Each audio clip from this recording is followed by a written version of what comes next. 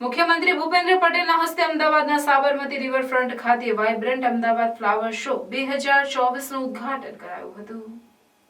અમદાવાદ મહાનગરપાલિકા દ્વારા આયોજિત 11મા વાઇબ્રન્ટ અમદાવાદ ફ્લાવર શો 2024માં વિવિધ થીમ આધારિત પ્રતિકૃતિઓ પ્રદર્શિત કરવામાં આવી, જેમાં સરદાર વલ્લભભાઈ પટેલની સ્ટેચ્યુ ઓફ યુનિટી, વડનગરના તોરણની પ્રતિકૃતિવાળું આકર્ષક પ્રવેશદ્વાર, મોઢેરાના સૂર્ય મંદિર, ચંદ્રયાન 3, નવું સંસદ ભવનનો સમાવેશ થાય છે। આ ઉપરાંત દેશ વિદેશના 15 લાખથી વધુ ફૂલ છોડના રોપા અને 7 લાખથી વધુ રોપા દ્વારા બનાવાયેલ 400 મીટર લાંબુ ફ્લાવર સ્ટ્રક્ચર લોકોમાં મુખ્ય આકર્ષણનું કેન્દ્ર બન્યા છે।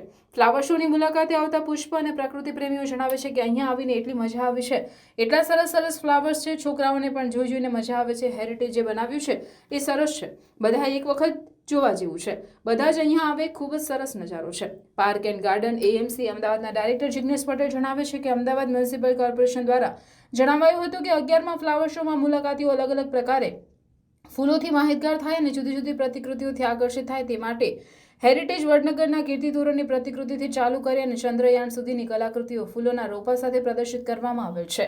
અહીંયા 15 લાખ કરતાં વધુ રોપા દ્વારા એક ફ્લાવર બેડ બનાવવામાં આવેલ છે। 400 મીટર લાંબી ફ્લાવર સ્ટ્રક્ચર પણ બનાવવામાં આવેલ છે। 15 તારીખ સુધીમાં 10 કરતાં વધુ મુલાકાતીઓ અહીં મુલાકાત લે તેવી એક સંભાવના છે। મને અહીંયા આવીને એટલી મજા આવી છે, એટલા સરસ ફ્લાવર્સ છે। આ છોકરાઓને બી જોઈને એટલી મજા આવે ને હેરિટેજ જે બનાવ્યું છે ખરેખર એટલું સરસ છે ને એમ કે એક વખત તો બધાય જોવા જેવું જ છે। અહીંયા આગળ બધા જ આવે, બહુ જ સરસ બનાવેલું છે, બહુ જ ખૂબ જ સરસ નજારો છે।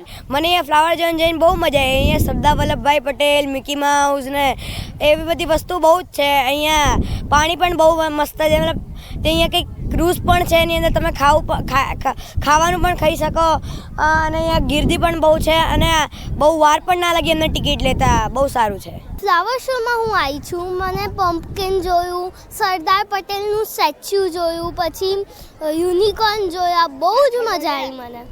અમદાવાદ મ્યુનિસિપલ કોર્પોરેશન દ્વારા આયોજિત 11મા ફ્લાવર શોમાં મુલાકાતીઓને અલગ પ્રકારે ફૂલોથી વધુ માહિતગાર થાય અને જુદી જુદી પ્રતિકૃતિઓથી આકર્ષિત થાય તે માટે હેરિટેજ વડનગરના કીર્તિ તોરણની પ્રતિકૃતિથી ચાલુ કરી અને ચંદ્રયાન સુધીની જુદી કલાકૃતિઓ ફૂલોના રોપા સાથે પ્રદર્શિત કરવામાં આવેલ છે।